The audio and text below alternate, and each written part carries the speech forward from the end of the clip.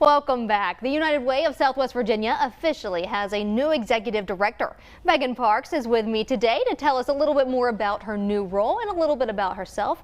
Megan, thank you so much for joining us today. Thank you for having me. Well, first off, how do you feel about being in this new role? Congratulations. Thank you so much. I think honored is the best word that comes to mind for me. I think this is a huge opportunity to work with the United Way of Southwest Virginia. It's been in existence for over 60 years, so a lot of history, a lot of culture, a lot of impact that has happened.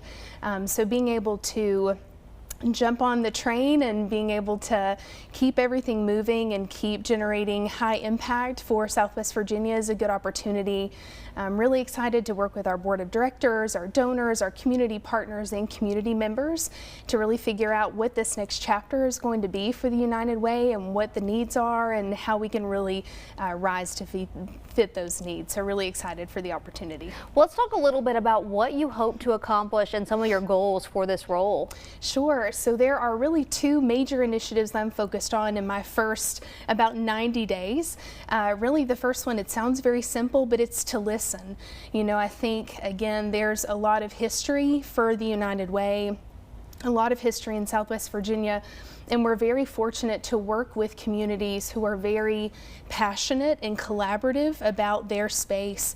And so I believe it is my duty to come in and really listen to those community members about what they feel their needs are, as well as where they hope their community to go. We want to figure out, what does a flourishing Southwest Virginia look like, and what role does United Way play, and how can we continue to push that forward?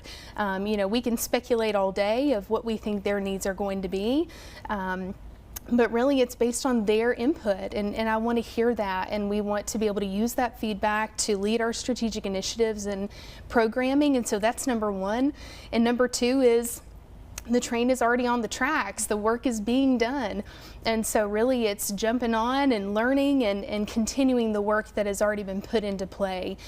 For example, yesterday started our Stuff the Bus initiative, which is our back to school supply drive for our kiddos.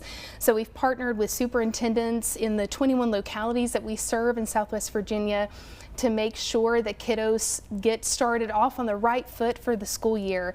So really making sure that the community has an opportunity to donate and make sure supplies are ready. So if anyone's interested in that, we've got all of our locations and our list of needs for the kids on our website and social media. So we hope the community will rally behind our kiddos and make sure they start off on the right foot. Also looking for volunteers. We hope to have a lot more volunteer opportunities this year. So really trying to get the community involved and really be hands-on with what we're trying to do.